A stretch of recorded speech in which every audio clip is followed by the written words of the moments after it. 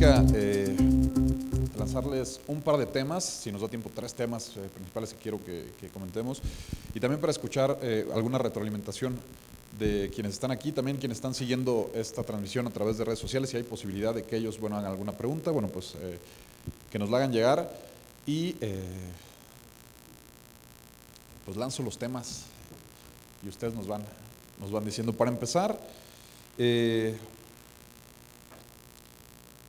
pues el tema principal de esta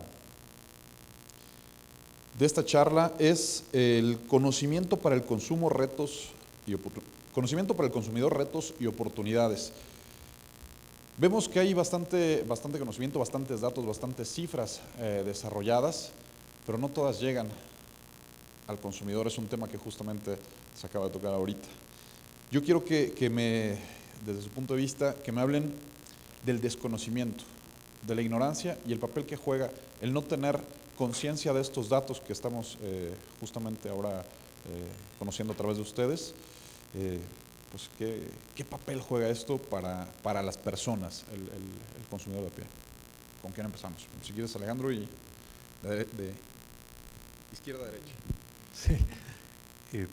Hay un autor estadounidense que es así una referencia para todos los expertos en salud pública y nutrición, que no es un experto en nutrición, bueno, no es un profesional en esa materia, es un periodista que se ha dedicado 30 años al tema de la alimentación, que es Michael Pollan, y él dice que una sociedad que ha perdido la cocina, ¿no?, una generación que ha perdido el conocimiento de la cocina, ya está totalmente perdida en términos de salud alimentaria. Yo creo que la alimentación históricamente es un producto cultural, y es un producto cultural que se transmitía comunitariamente y en las familias, y especialmente las mujeres eran las que transmitían todo este conocimiento sobre los alimentos, ¿no? Yo creo que hay que recuperar eso, pero pues hay que sumarle ya, ¿no?, como esta idea de una app, ¿no? Nosotros también sacamos una app que se llama Escáner Nutrimental, ¿no?, que estamos tratando de poner cada vez más productos y que con el teléfono se pueda poner la barra, ¿no?, del producto, y le aparezca a uno el etiquetado tipo chileno, uruguayo, peruano, ¿no?, para identificar si un producto es alto en grasa, en azúcar, en sodio. Entonces yo creo que es una combinación de nuevas tecnologías para poder tener más información, ¿sí? Y yo creo que el Estado tiene una labor muy importante, ¿no?, que hacer para reivindicar y dar conocimiento. O sea, en Perú vino todo un proceso que se puede criticar, pero por ejemplo de valorar la quinoa, ¿no? En México, ¿cuándo se ha valorado, por ejemplo, el frijol, ¿no?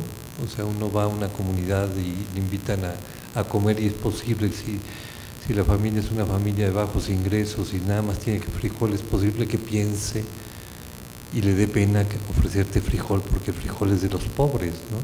¿Por qué? Porque no se ha valorado nuestros alimentos, ¿no? El amaranto, ¿no? O sea, tenemos uno de los mejores cereales que hay en el planeta, ¿no?, y no se ha valorado. Entonces yo creo que es un proceso social, es un proceso también político, ¿no?, y es un proceso cultural. A mí me gustaría justo voltear un poquito la pregunta, ¿no?, como nosotras en nuestro proyecto volteamos la tortilla también. Entonces, justo, bueno, partimos más que del desconocimiento, del conocimiento ancestral que tienen todas estas comunidades, ¿no? O sea, al menos nuestro proyecto en estas comunidades indígenas del Estado de México parte de eso, parte de la riqueza que todavía se tiene, ¿no? O sea, no dar por hecho que eso ya está perdido, sino recuperarlo. Entonces, pues ahí tratamos de recuperar con este proyecto, ¿no?, de las canastas regionales, que eso es uno de los objetivos de este magnífico proyecto como tal, es recuperar todos esos conocimientos locales, esos conocimientos ancestrales que se en las comunidades, y pues justo difundirlo. O sea, eso creo que es la segunda etapa, porque en estas localidades pues sí se tienen esos conocimientos, se sigue consumiendo esos productos, pero pues también hay que darlo a conocer, ¿no? Para justo que toda la población conozca esta gran riqueza de la biodiversidad con la que contamos en nuestro país y que sea igual contextualizado. O sea, yo también, una de las cosas importantes de este proyecto de las canastas regionales es que justamente, o sea, desde la parte de la nutrición, en estas comunidades tú llegas y nosotras que trabajamos directamente en campo,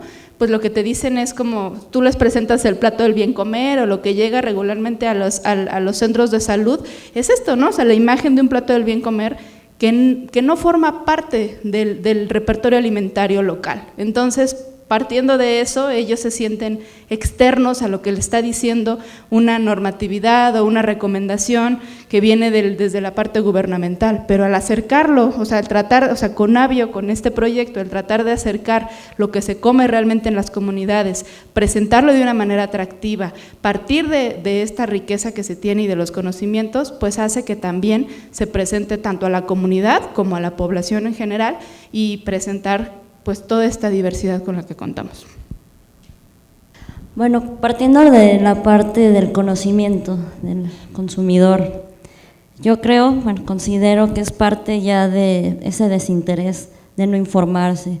No solamente es parte de los productos y de los alimentos, sino en términos de conservación, de biodiversidad, a pesar, porque la información está, y creo que hay mayor disponibilidad ahora que en otros años. Pero esta desidia de no involucrarse un poco más en la toma de decisiones, en la toma de conocer un poco más de lo que consumimos, ¿no? Y partiendo ahora sí que del sector pesquero, donde yo pues básicamente conozco un poco más, imagínense este panorama, que de los productos que vienen de la tierra son desconocidos, México siempre ha caminado detrás o de espaldas al mar, imagínense el conocimiento que tienen en términos de recursos pesqueros. Entonces, la difusión se está dando, la información está, nos tenemos que involucrar y ustedes como presentes en este tipo de eventos, yo creo que se quedan con este granito, ¿no? Con este granito que es importante que ustedes lo difundan y que no solamente se queden, ¿no?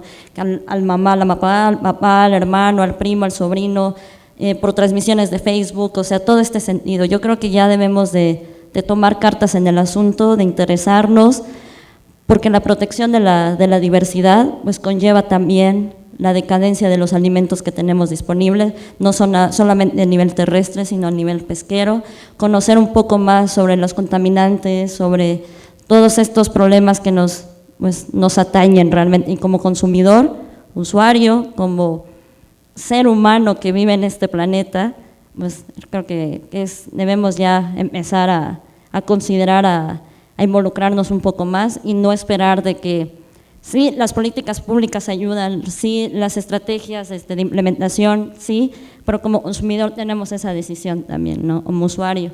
Entonces, prácticamente es eso. Bueno, las canastas justo surgieron por eso, ante una falta de información sobre los alimentos que se consumen localmente. Se decidió hacer esta convocatoria para integrar esa información acerca de los alimentos que se consumen localmente, tanto recolecta como aquellos que son cultivados. Y esto porque es importante valorarlos, y valorarlos es decir que uno reconoce la importancia y además toma acciones para conservarla. ¿Y cómo conservamos esto? Usándolos, comiéndolos, pero tenemos que conocerlos para entonces poder, uno consumidor de la ciudad, poder exigirlos y en las comunidades locales los sigan consumiendo por esta transformación de alimentos que ocurren ahí. Me toca cerrar esta pregunta de una manera complicada. Mi respuesta tiene que ser distinta a las anteriores por el tema que es de mi competencia. La calidad, la inocuidad y la seguridad de los alimentos no puede manejarse, hablarse de ella y tratar de acercarla al consumidor en el aspecto de los plaguicidas si las autoridades que tienen bajo su encomiendo este aspecto de regulación, de autorización, no transparentan esa información clara y llanamente al consumidor, porque cualquiera de nosotros, no importa los títulos nobiliarios que tengamos, después de agarrar una etiqueta de un plaguicida, ni siquiera de un producto alimenticio, de un plaguicida que uno puede encontrar accesible en un supermercado cualquiera, trata uno de entender el primer nombre del primer ingrediente y es más fácil en ese momento adivinar si está en turco. O sea, no hay una facilidad y mucho menos no es comprensible a nivel de la población en general. No el nombre químico de las moléculas, porque eso sería impensable e impráctico, sino el riesgo que conlleva la presencia de esos compuestos, sobre todo en los insumos destinados al consumo humano, en cualquiera de sus formas, procesadas o naturales, porque como veíamos en la presentación, los plaguicidas están presentes en cualquiera de las etapas de gestación de los productos alimenticios. Entonces, lo que me parece importante es exigir lo que nos corresponde, y lo que nos corresponde está mandatado en la Constitución de nuestro país, que es el derecho a la información, a la salud y al ambiente sano, ¿no?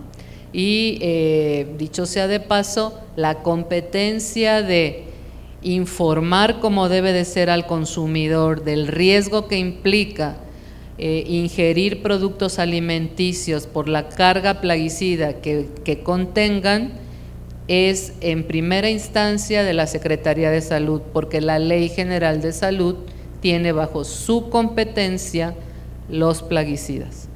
Está en proceso de revisión de las nuevas autoridades, para nuestra grata sorpresa en el sector académico y para buenaventura y la esperanza de nosotros todos como consumidores, es que finalmente se llegue a poner la regulación que nos merecemos, no la que tenemos y la que nos quieran hacer favor de darnos, sino las que realmente nos merecemos, en aras de cuidar no a nosotros los adultos, y no solo de mi rodada de generación, sino los de 20 y 30, porque dicho sea de paso, las alteraciones que hacen los plaguicidas que nos consumimos en los alimentos y más allá, los que podemos estar respirando, tienen efectos transgeneracionales.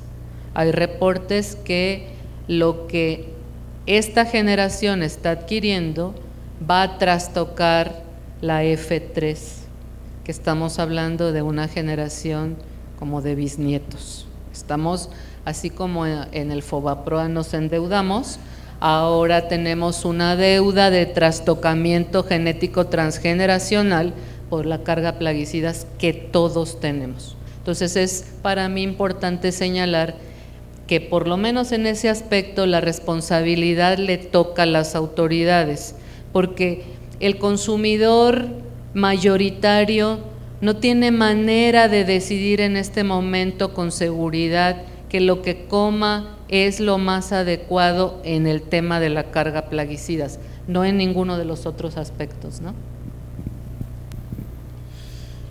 Vamos a saltar ahora al tema justamente de la responsabilidad y pues se hablan, sí, si quieren ahora de derecha e izquierda, como se dice, no. La responsabilidad,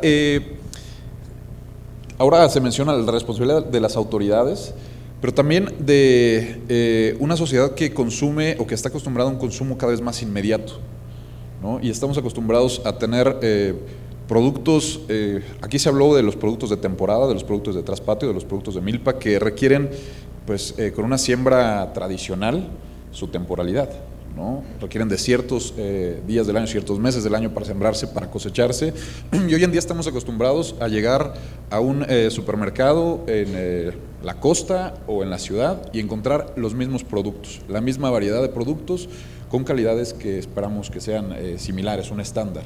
Ese es lo que estamos acostumbrados hoy en día. Y también estamos acostumbrados a hacer compras pues que tienen una huella,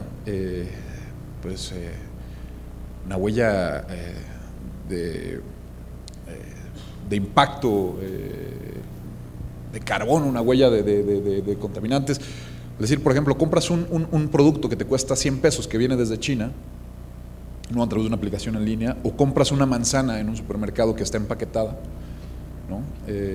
¿Qué tanto esta responsabilidad cae en qué personas, en qué factores? ¿En el consumidor final o justamente en establecer las regulaciones adecuadas para que esto no se esté presentando?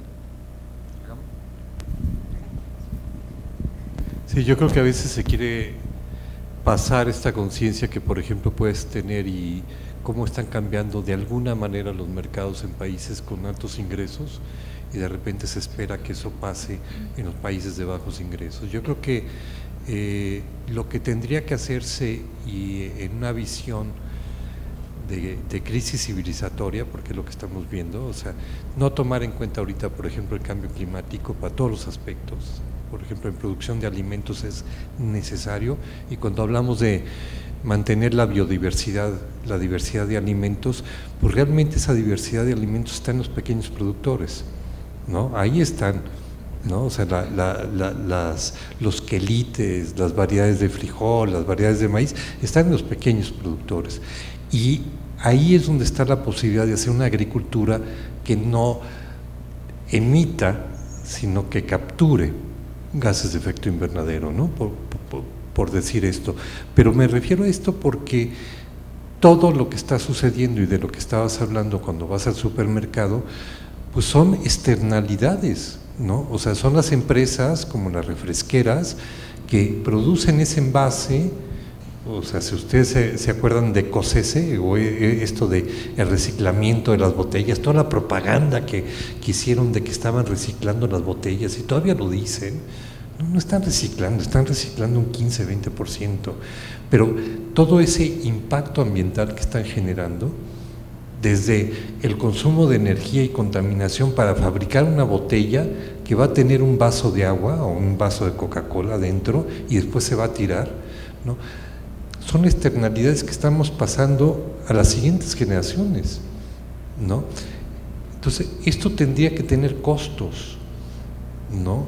Y esos costos tendrían que caer, bueno, si quieres esa botella, pues te va a costar muchísimo, ¿no? Pero entonces ahí van a dar una opción de que sea una botella reusable, ¿no? O sea, como las de vidrio que teníamos o como consumíamos la leche de niños, ¿no? Que ibas y regresabas el envase. Yo creo que va para allá, pero tengo mis dudas si estamos a tiempo y si va a la velocidad a la que tiene que ir. Y eso en todos los sentidos, ¿no? O sea, yo creo que es la sociedad como contrato social la que tiene que establecer esto, y es el Estado como la expresión de ese contrato social, ¿no? Sobre la responsabilidad, pues también retomo el pensamiento sistémico, ¿no? O sea, muchas veces todo recae, ¿no? O incluso también parte de las estrategias de la industria alimentaria es hacernos creer a los consumidores que somos los responsables de nuestra alimentación directamente, que bien lo decía Alejandro en su presentación, ¿no?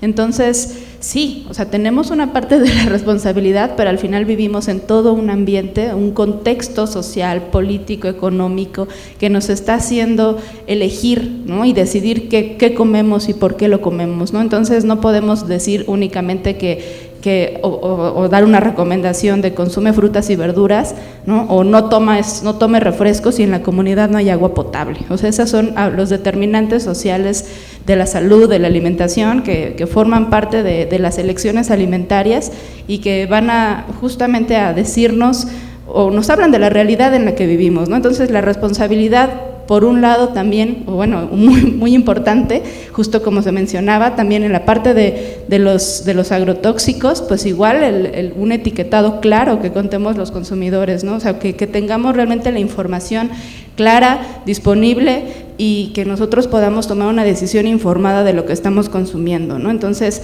pero también, o sea, esos son los alimentos ultraprocesados, pero desde la otra perspectiva es en posicionar lo que se tiene, o sea, la diversidad local, ¿no? De estos alimentos y las especies con las que cuentan las comunidades. Entonces, siempre que eso sea lo principal, ¿no? Que nuestra alimentación provenga del campo y no de una multinacional, ¿no? Entonces, la responsabilidad va a diferentes niveles y necesitamos contar con políticas públicas que nos aseguren poder tomar una decisión informada, pero también igual al nivel educativo, ¿no? Una sola medida no va a resolver el problema. Bueno, en términos de responsabilidad de gobierno, sí, básicamente viene a partir de la generación de información, de cómo está la situación de nuestros recursos, cómo está nuestro país. Sí es responsable el gobierno, como yo les mencionaba, la parte pues, que a mí me correspondía de los recursos pesqueros y cómo se evalúa toda esta información y la salud, prácticamente pues, es muy poca información. Tiene la responsabilidad del instituto, el gobierno, también de empezar a integrarse, no solamente ellos aislados, sino también en conocer esta parte de la integración ecosistémica, integración socioeconómica de todos los diferentes sectores, académicos, instituciones gubernamentales, sociedad, para poder empezar a generar una buena información que llegue al consumidor. En términos de políticas públicas, no es mi fuerte como tal, pero creo que a nivel mundial se ha reconocido que México tiene muchas políticas públicas, muchas reglamentaciones. La gran problemática es la implementación, la gran problemática es el cumplimiento de todas estas reglamentaciones. ¿Y qué conlleva esto? Pues no una información transparente de todo lo que consumimos y todos los recursos que tenemos disponibles, ¿no? Y también esta parte de, ok, ya tenemos la responsabilidad del gobierno, la responsabilidad de establecer estas reglamentaciones, lo que hablaba sobre los productos importados. En términos pesqueros, díganme, ¿quién no ha consumido un salmón? Pues a muchos les gusta el salmón y hay que conocer que esa especie ni siquiera se distribuye aquí en México. Entonces es una parte también que como consumidor debemos aprender. Sí, es responsabilidad del gobierno informarnos, pero también nosotros conocer y voltear a ver lo que se consume aquí, de lo que se captura, de lo que se cultiva en nuestro país, tanto de los productores locales que producen maíz, que producen frijoles, también de la parte pesquera, pues conocer qué productos tenemos disponible para consumir, ¿no? Bueno, hemos perdido diversidad, ¿no? Porque la dejamos de consumir. Hace más de 150 años consumíamos alrededor de 3,000 especies de plantas, ¿no? Actualmente menos de 20. Y como dice Alejandro, esa diversidad que todavía existe está en manos de las familias campesinas y se rescata y se encuentra localmente. Por ejemplo, de los quelites, en México actualmente existen y se consumen más de 300 especies de quelites. Están ahí y están ahí presentes y podemos tener acceso a ellos de forma local más que de forma urbana, pero está en parte la responsabilidad de uno el exigirlas como consumidor. Y por otro lado está todo lo que han hablado sobre políticas públicas, ¿no?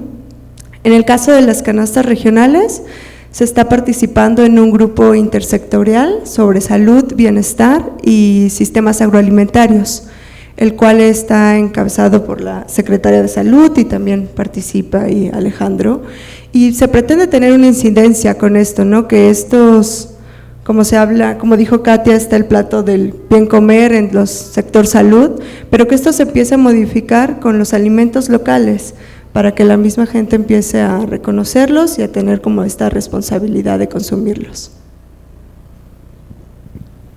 El escenario de la responsabilidad en cuanto a la calidad alimentaria, los riesgos que esto implica, es altamente complejo y estamos todos dentro.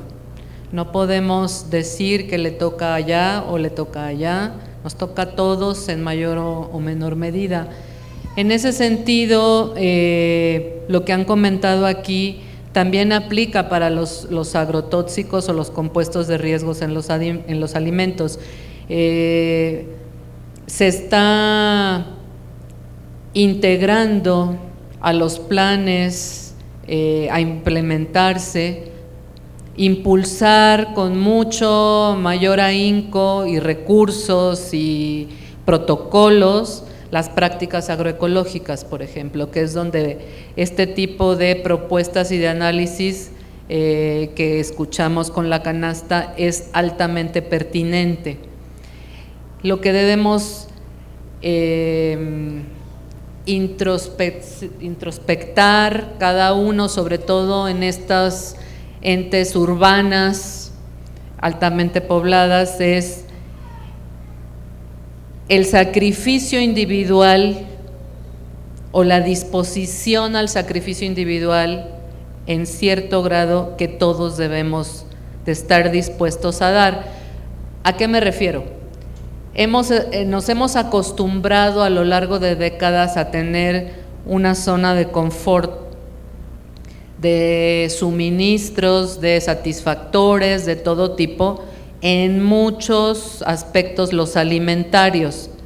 Entonces, ¿por qué? Porque hemos sido presa de altas presiones donde de tener una gama amplia de variedad vegetal, estamos en un monopolio, tripolio de las grandes empresas que se han fusionado para suministrarnos semillas y lo que implica la semilla, fertilizantes y agroquímicos, agrotóxicos en particular. Entonces, también debemos de voltear a ver a nuestros productores locales. Cuesta mucho trabajo romper esos esquemas, porque nos hemos habituado férreamente a ellos, y ahí es donde está la responsabilidad de la sociedad.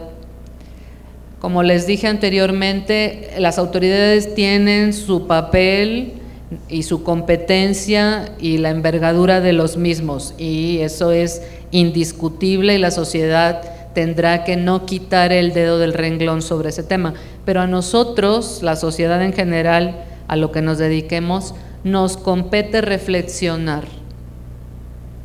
¿Qué tanto de mi zona de confort, de a la hora que a mí me surja la necesidad de las tortillas, voy por ellas al súper? ¿Qué tanto sé con qué tipo de maíz están hechas? ¿Y qué tanto sé si el valor nutricional de esas y los agrotóxicos que traen contra aquellas que me voy a tardar 1 hora y media más para adquirirlas? Entonces vamos a empezar a entrar en ese juego de decisiones individuales que cuando las sumamos en el colectivo vemos esta dificultad de romper inercias de lo que estamos consumiendo a nivel de productos elaborados con ingredientes de una calidad alimenticia y de una inocuidad alimenticia altamente dudosa, porque eso está más rápido y más accesible y me facilita la vida. Entonces ahí es donde la responsabilidad social adquiere una alta envergadura. Muchas gracias, doctora. ¿Alguien en el público tiene alguna duda?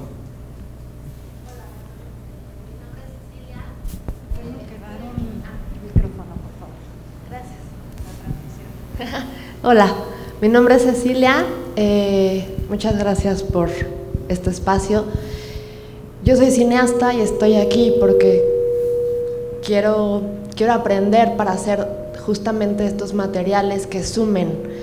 Creo que lo que nos toca como sociedad es hacernos corresponsables de todo este tejido que hemos construido y crear sinergias. Yo creo que mi trabajo es buscar la manera de transmitir los conocimientos que ustedes generan, buscar las ventanas, ser creativa, generar información verdadera, válida, pero creo que la responsabilidad es de todos y creo que las sinergias las tenemos que buscar todos, ¿no? Porque es maravilloso poder integrar los conocimientos de las investigadoras, de los académicos, de la gente misma que está produciendo localmente, y no estoy hablando solo de hacer una sinergia entre gente académica o de las universidades, sino desde la gente que está enfrentándose día a día con estas problemáticas, ¿no? Y me parece que ahí es cuando no le debemos dejar toda la responsabilidad a los gobiernos, a las políticas públicas, a la implementación de las leyes, porque eso no va a suceder, no nos va a dar tiempo. Estamos perdiendo mucho a pasos agigantados, y creo que sí, que las decisiones vienen desde dentro y que estamos con un peso en contra muy grande. O sea, tenemos asociaciones y gobiernos que están, que se van por los intereses comerciales, que parecerían un peso gigantesco, pero me parece que sí está en nosotros y en buscar la manera de difundir la información. O sea, yo puedo decir desde mi contexto social, cultural y político, como universitaria, como artista, yo no sé, yo no tengo acceso a mucha de esta información, a menos que yo vaya, la busque, que haga una selección muy especializada en festivales, en documentales, en expertos, y tardo mucho tiempo que mucha otra gente podría ocupar para generar dinero, para generar ingresos, ¿no?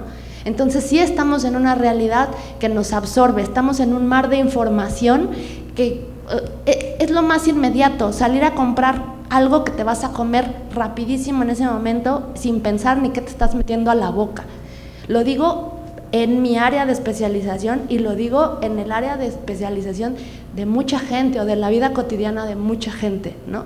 Entonces sí me parece que las sinergias son una cosa súper necesaria y que es hora de sumar esfuerzos entre todos, porque si nos quedamos esperando a que los demás, a que los intereses comerciales mengüen, a que las organizaciones ambientales realmente no estén coludidas con los gobiernos o con las industrias, no lo vamos a lograr.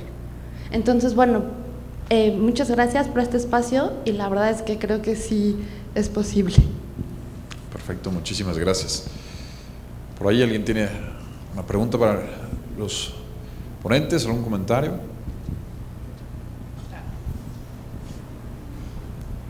Hola, ¿qué tal? Buenas tardes. A mí me surge mucho la pregunta viendo como integralmente todas las ponencias, el problema de la alimentación, el problema del procesamiento, el problema de los agrotóxicos. Detrás de esto, el problema es que hay una lógica no necesariamente económica malvada, probablemente en algunos casos, sino que económicamente se tienen que tomar ciertas decisiones.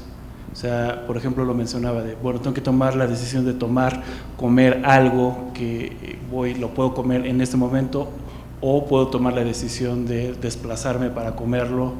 Son decisiones económicas, o simplemente que los agentes económicos, las personas tienen decisiones. Puedo pagarlo, me lo puedo comer, puedo adquirirlo. Entonces, y lo mismo pasa con los agrotóxicos, o sea, suplen una necesidad para poder tener la capacidad de producción de alimentos hacia la población. Entonces, mi pregunta sería, ¿qué alternativas podría haber? Y también considerando la parte económica, porque es un componente sumamente importante, el cómo poder hacer esto viable para que definitivamente se puedan generar las economías de escala, para que se pueda haber un cambio, porque hemos visto muchos problemas que hay, pero ahora el chiste es cómo podemos empezar, qué alternativas tenemos, considerando también la parte económica, que definitivamente pasa por las decisiones que pueden tomar las personas. ¿Quién quiere responder? ¿Alguien? ¿Un comentario? Bueno, creo que vivimos en un mundo consumista, o sea, de conformista, de que accede a los productos que están fácilmente accesibles. Creo que tenemos esta gama de disponibilidades y de oportunidades. Tú dime, ¿existe algún mercado aquí en la Ciudad de México donde tú puedas ir a comprar productos? Sí, no existe, ¿no? Pero esta facilidad que te da ir mejor a un supermercado para comprar productos ya están empaquetados, ya están más fáciles de acceder. O sea, yo creo que sí existen opciones, sí poco a poco el mismo ser humano se ha vuelto demasiado conformista, demasiado consumista. En términos de pesca, las comunidades pesqueras pues dependen prácticamente de estas actividades, se han ido como multidisciplinando en otras actividades porque ya los recursos ya no les están dejando económicamente esa disponibilidad o esta disposición, ¿no? Pero también vuelvo a lo mismo, te pregunto, ¿qué tipo de productos pesqueros consumes? Entonces, no conoces toda esta gama que existe, no te has vuelto como a mirar, ok, en estas situaciones, en estos lugares costeros se producen, se capturan ciertas especies que la misma gente desconoce, que la misma gente no sabe que existen, que se puede consumir. Y te vuelvo a repetir, existen opciones, existen alternativas, y creo que en esta toma de decisión de nosotros como consumidor, pues tenemos todavía que voltear a los productores, ¿no? Y se ve que no te convence mi respuesta, pero a ver, dime por qué. Es que el problema que veo es que, por ejemplo, si tú vives en la ciudad, pues no es que precisamente puedas investigar y trazar cuál fue este pescado que compré, efectivamente dónde fue pescado y si tiene disponibilidad, simplemente es imposible. Mi punto es, por ejemplo, concretamente en agrotóxicos, que me parece muy preocupante, es qué podemos hacer, porque más allá de que haya decisiones de, me voy a comprar esto en la tienda o me lo voy a comprar en el mercado, todos pasaron por los agrotóxicos. ¿Qué se puede hacer o qué agrotóxicos más amigables hay? ¿Hay líneas de desarrollo en ese sentido? Algún tóxico. O sea, se necesitan plaguicidas, eso es una necesidad de la producción. ¿Qué se puede hacer en ese sentido? Yo quisiera comentar, bueno, sé que es de la maestra el asunto de los… Pero hay un proceso que estamos esperando que vaya adelante, ¿no? Hay un compromiso primero, no sé en qué quedó, de COFEPRIS, de la actual administración. A mí me tocó hablar con el comisionado y me dijo, vamos a responder a la recomendación de la Comisión Nacional de Derechos Humanos. Miren, o sea, yo creo que nosotros tenemos que hacer lo que nos corresponde, pero nosotros somos una minoría chiquitita en este país, ¿sí? Pedir que los consumidores en este país, que la población que vive en la miseria, haga compras conscientes, ¿no? Responsables ambientalmente, es una gran irresponsabilidad de nuestra parte, ¿sí? Lo que tenemos que luchar es por las políticas. O sea, vean ustedes cuáles son los países que están avanzando ahorita más en todo en tóxicos, en basura, en energías renovables, ¿sí? En enfrentar desigualdad y todo. Son países muy ricos, pero son del norte de Europa y parecieran que son modelos casi socialistas. Está todo súper regulado, ¿no? Pero está regulado bajo el interés público, ¿no? Y no bajo el interés de las grandes corporaciones. Tienen sus grandes corporaciones y ahí también ceden, ¿no? Y aquí vivimos los impactos de sus grandes corporaciones, ¿no? De sus países. Pero vivimos en sociedad, somos seres sociales, ¿sí? Y la expresión de esa sociedad y los acuerdos de esa sociedad tienen que ser el Estado, no como un Estado represor, no como un Estado autoritario, ¿no? Como un Estado que tiene que velar por el interés público y no por el interés privado, que es lo que hemos vivido, ¿no? Y en esto, en términos ambientales, tiene que ser así, ¿no? Y en términos culturales, en términos económicos también, ¿no? O sea, la desigualdad en este país, ¿no? Es brutal y tiene que ver con muchas cosas y muchas políticas hacendarias. Ahorita entran en discusión algunas cosas, la condonación fiscal, ¿no? Pero hay otros aspectos fiscales que no sé si se van a meter, ¿no? O sea, nada más por mencionar, perdón, hay otra que se llama la consolidación fiscal, que me meta con Coca-Cola, ¿no? Pero FEMSA, ¿sí? Cada vez que abre un OXXO, que es un vector de enfermedad el OXXO, ¿no? Cada vez que abre un OXXO, la inversión que se hace para abrir ese OXXO se descuenta de pago de impuestos. porque es inversión. Es terrible, estamos subsidiando a FEMSA para que haga eso, y no solamente la comida chatarra. O sea, yo cuando era pequeño, ¿no?, en el barrio había una vinatería, y esa vinatería vendía en ciertos horarios, ¿sí? Y nada más estaba esa vinatería. Ahora tienes alcohol en todos los desgraciados Oxxos, ¿sí? Y ahí lo tienes, y tienes toda la pared de atrás de las cajas de tabaco, ¿no? O sea, cuando en estos países a los que me refiero, el alcohol en algunos casos ni se vende en los comercios, los venden en lugares que son del gobierno, ¿no? Y el tabaco no se puede exponer al público. O sea, tú llegas y pides, en algunos lugares en Australia ya ni la marca existe, dice Marlboro en letra negrita y toda la imagen. El 80% es una imagen de daño. O sea, todos los daños que están generando estas empresas no se están tratando de evitar y se están tratando de regular. Entiendo tu preocupación, porque creo que cuando uno escucha lo que ustedes escucharon de la que tiene la voz, no salen preocupados, o sea, salen aterrorizados y más allá. Imagínense cuando uno es el que está trabajando con los datos completos, ¿no? Hay varias cosas a diferentes niveles. Durante mucho tiempo, el mensaje que se mandó, y no solo a los mexicanos, al mundo entero, es que si los agroquímicos, y en agroquímicos van básicamente fertilizantes y plaguicidas, si los agroquímicos se cancelaban, se detenían, se minimizaban, el mundo se quedaba sin comer. Así de literal fue el mensaje que mandaron. Y digo mandaron porque ese mensaje salió de ciertos puntos nodales del mundo, que se imaginarán ustedes que tiene que ver con intereses megaeconómicos. Hoy en día, ese mensaje, las nuevas generaciones lo toman como verdad. No utilizamos agroquímicos, no nos va a alcanzar la producción, nos vamos a morir de hambre. Hay ejemplos tangibles de varios países, como dice Alejandro, de la parte norte de Europa, de Países Bajos, zonas de Estados Unidos, que fehacientemente tienen documentados cómo aprovechar terrenos exageradamente limitados, con una estrategia de producción agrícola planificada y eficiente para producir más producto de consumo humano por metro cuadrado de cultivo.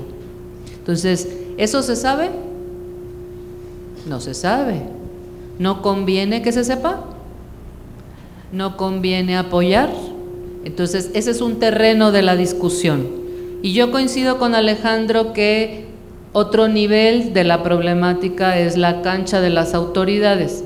Y efectivamente algo que debemos compartir e ir haciendo cada vez más, socializarlo más en este momento, en el tema particular de los agrotóxicos, es que a raíz de una problemática regional de nuestro país, como es la península de Yucatán, en particular las comunidades mayas de Campeche, ejercieron tal presión porque han sido sometidos a fumigaciones aéreas agudas, ¿sí?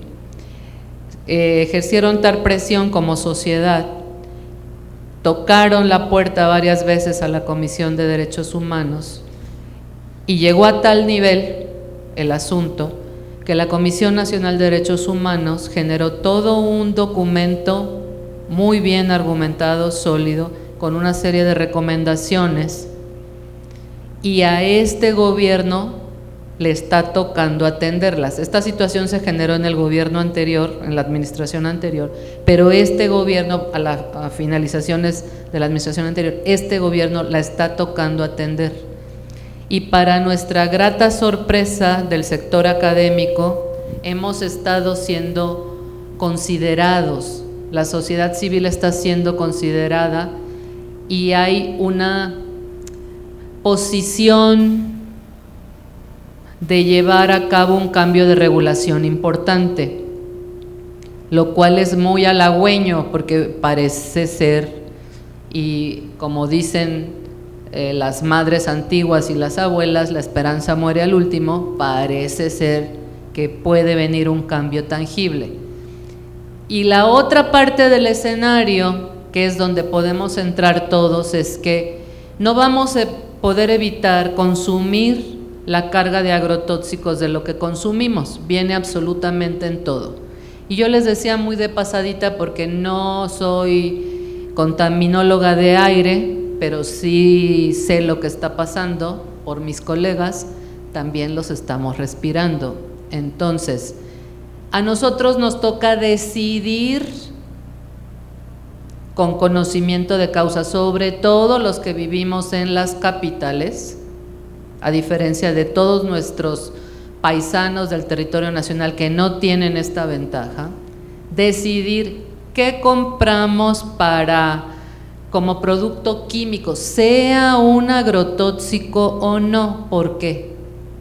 Porque los productos químicos que nosotros consumimos para nuestra higiene personal y para nuestra higiene doméstica potencializan el daño de la carga de agrotóxicos que tenemos. Entonces, sí debemos de saber y hacernos responsables del producto de limpieza que estoy llevando a mi casa, de los 300 ingredientes que pongo sobre mi cuerpo cada día. Eso se traduce en términos llanos en una exposición crónica a una lista bastante larga de sustancias potencialmente peligrosas. No estoy hablando de lo que nos comemos, estoy hablando de lo que nos ponemos, que puede acelerar procesos de daño de una carga de agrotóxicos que todos los que tenemos aquí los tenemos, muchos de ellos empaquetados en nuestra grasa. Pero cuando le ponemos un detonante que no sabemos nadie, ni nosotros ni ustedes cuál puede ser, ocurre. ¿Qué ocurre? Algo indeseable en nuestra salud. Y no digo más para que todo el mundo pueda dormir tranquilo. Muchas gracias, doctora. Un par de temas. Antes, quiero hablar ahora de la suficiencia. La suficiencia en cuanto a recursos. Justamente estas charlas de esta semana que organiza la Conavio es para hacer conciencia. Vivimos en un país megadiverso, se habla mucho de nuestra riqueza biológica, pero también crecemos mucho como ciudad, como humanos, crecemos y consumimos de manera voraz, ¿no? Algunos datos del reciente informe del IPBES que se presentó, de la plataforma intergubernamental de la diversidad biológica, que se presentó hace unas semanas en París. Literal dice: en los últimos 50 años la cantidad de personas que habita el planeta ha crecido y ha aumentado al doble. La economía global ha aumentado 4 veces, el valor del comercio internacional 10 veces, de tal forma que hoy en día extraemos más materiales de la naturaleza que nunca en la historia, ¿no?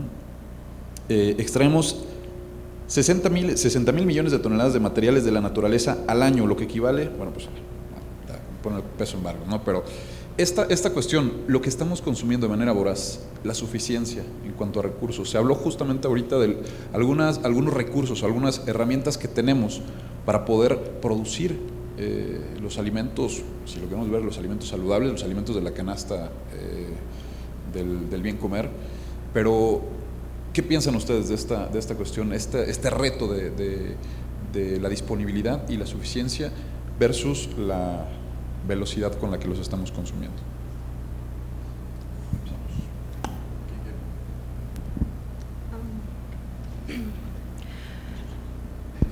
Bueno, uno de los retos más grandes es eso, ¿no? La manera en la que consumimos definirá el cómo vamos a vivir como planeta, como población humana. Y está basado en la manera en la que producimos nuestros alimentos, ¿no? El cómo los llevamos día a día. Y como decía la doctora, pues no necesariamente se requiere de estas agroindustrias, ¿no? Si trabajamos en formas específicas, nuestro país es muy diverso, ¿no? Tenemos distintos ambientes, distintos ecosistemas y no se puede sembrar, en el caso de los productos que son cultivados, de la misma manera en todo el país. Entonces, esto tiene que estar muy acotado a el lugar en el que se siembra, el ambiente en el que está y de esa manera producir los alimentos. También está en las manos campesinas, ¿no? Las semillas que ellos tienen, que exista este flujo genético de las semillas, que las intercambien, que las guarden, que las cosechen, muchos en diferentes lugares, en diferentes ambientes, y bueno, pues también que llega a la parte de nosotros, ¿no? El consumir esa diversidad. Eso es. No podemos dejar de lado que vivimos en una sociedad de hiperconsumo, ¿no? Entonces, pues eso está haciendo que al final lo que se busca es consumo, consumo, consumo, consumo, y eso hace que se produzca, se tiene que producir una cantidad excesiva de alimentos, sobre todo procesados, ultraprocesados, que vienen empaquetados, que generan más basura, que generan la contaminación, y entonces se va haciendo como todo este ciclo, ¿no? Pero provocado por esta sociedad hiperconsumista, ¿no? Entonces, pues, por un lado está la parte de la valorización de las semillas, de los saberes tradicionales, pero pues también no se va únicamente a mejorar esta situación si dejamos de lado lo otro, ¿no? O sea, hay que también atacar esta otra perspectiva y tratar de que en nuestro día a día, en nuestras actividades cotidianas, pues tengamos igual como terminé la presentación, ¿no? Es una lucha contra esta sociedad hiperconsumista para poder también, pues, resaltar lo que tenemos en la biodiversidad de nuestras localidades. Hay este crecimiento de la población mundial que es impresionante, se suma un crecimiento en promedio, sobre todo en promedio, que va creciendo por persona en el planeta, ¿no? Es muy desigual, ¿no? Pero si tú sacas el promedio de lo que consumía un individuo o la población en inicio de la revolución industrial, a lo que consumimos actualmente es una locura. Si tú comparas el consumo promedio de un norteamericano, ¿no?, con el de un chino, todavía hay una diferencia enorme, increíble. No da el planeta, o sea, el modelo de consumo que está en la publicidad, que llega por la televisión a todos lados, no da el planeta para eso, pero hacia allá quieren encaminar a todos. Yo mencioné la bursatilización de la economía, o sea, estas empresas que cada 3 meses tienen que demostrar a sus accionistas que incrementaron sus ganancias para operar, es una carrera de ratas que está acabando con el planeta, ¿no? La parte, por ejemplo, de los alimentos, esto de buscar vender más, ¿no?, y que los consumidores consuman más, pues tienes otra cara en la obsolescencia programada, ¿no? Unos compañeros, nada más para darles una idea, unos compañeros ahorita en Chile, y la información la sacamos para ver si hacía algo Profeco, pero lo dudo que lo vaya a hacer, sacaron a la luz que iPhone, los teléfonos de iPhone, ¿no?, cuando tú los actualizabas, ¿sí?, los sistemas, te lo rentalizaban si el modelo era ya viejo, es decir, te lo volvían más lento, para que tú tiraras el teléfono y compraras uno nuevo. Eso es un fraude que debería ser, ¿no? Y toda esa basura electrónica tiene un nivel de contaminación, ¿no?, brutal, pero es el sistema, ¿no? Este sistema económico que yo espero, yo siento, me da esperanza el despertar de los chicos en Europa y en Estados Unidos, ¿no?, que empiezan a tener muchos espejos y muchos reflejos, ¿no? Mañana viene, ¿no?, este movimiento que inició esta niña de 16 años con Asperger, ¿no?, que en 8 meses lo que ella inició repercutió en no sé cuántas ciudades, y, o sea, yo espero que esa sociedad desarrollada, pero que todavía tiene elementos culturales y humanistas, pueda levantar algo, ¿no?, que cuestione, porque se está cuestionando, ¿no? Se está cuestionando este modelo y se está cuestionando ya mucho más abiertamente, ya no bajo una cuestión ideológica de que si eres comunista, no, maestro. O sea, lo que quiero es sobrevivir y que sobrevivan mis hijos y mis nietos.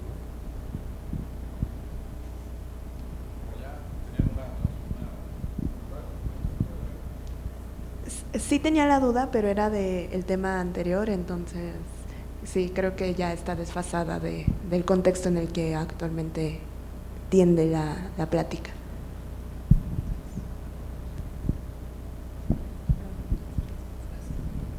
A mí me gustaría redondear esta parte de la suficiencia un poco, retomando la idea que les transmití en mi anterior intervención. Hay casos exitosos. La sociedad civil tiene que ir, la sociedad civil mexicana tiene que ir por esos casos exitosos que son aplicables 100% a condiciones mexicanas. Algo comparativo es el hecho del control biológico de los vectores, transmisores de enfermedades, que no ha tenido el mismo impulso y apoyo como ha tenido el uso de las fumigaciones químicas para el mismo control de vectores. Es eficiente, ha evolucionado biotecnológicamente el control de vectores, se sabe muy poco, pero hay buena información ahí de desarrollos mexicanos. Y sobre todo, el gobierno es una pieza fundamental que tiene que poner lo suyo, poner el límite, poner la regulación clara, prohibir lo que se tenga que prohibir, apoyar las buenas prácticas para mejorar. La sociedad civil en este país, por lo menos lo que a mí me ha tocado observar en los pocos años de vida que tengo, es que sí está haciendo un cambio de timón en ser la punta de lanza que está picando los botones adecuados cuando se organiza correctamente, pero ojalá nos organizáramos sin necesidad de tener una tragedia en la puerta o ya estallándonos, porque es cuando nos organizamos, como es este caso que les comentaba. Y un ejemplo internacional que a mí me mueve de lo que se llegó a ser capaz, y por qué no aquí también, es lo que ahora oficial e internacionalmente se conoce como el Convenio de Minamata.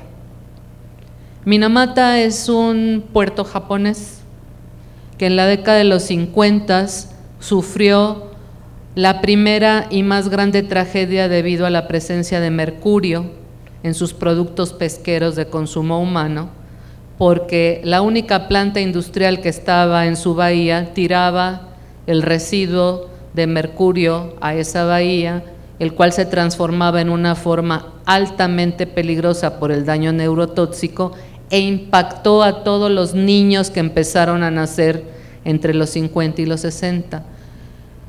Una personalidad que sobrevivió a eso con un daño neurológico importante, similar a lo que es la parálisis cerebral, una sobreviviente de esa generación, y la enfermedad la titularon como enfermedad de Minamata, logró mover a la sociedad internacional.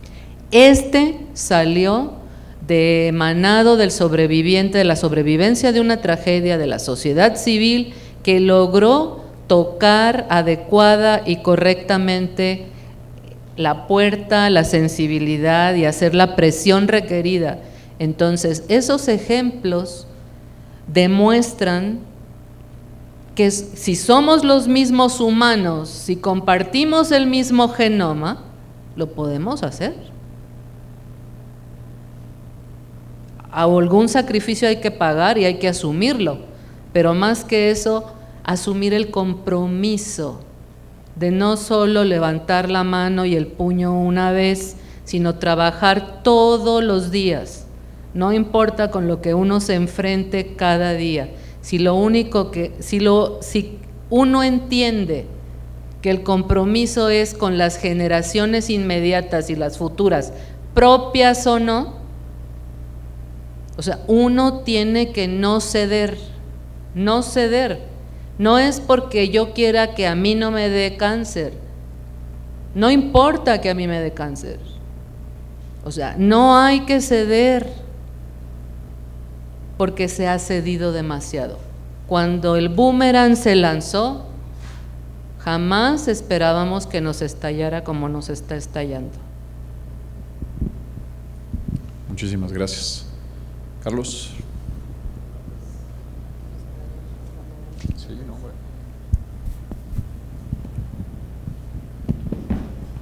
Bueno, pues creo que con esa nota positiva de Guadalupe, les agradecemos realmente mucho esta charla, este diálogo. Afortunadamente, pues todo esto está formando un acervo para que la gente lo pueda consultar, lo pueda ver, y bueno, seguimos, como dice Alejandro, viendo las posibilidades de cómo establecer que estos conversatorios continúen, que no sea nada más una vez a la semana, cada año, sino que podamos seguir platicando, dialogando y construyendo pues estas iniciativas que, como tú dices, somos una minoría pequeñísima y tenemos un desafío bastante grande y hay que pues afrontarlo en la misma escala que se presenta, ¿no?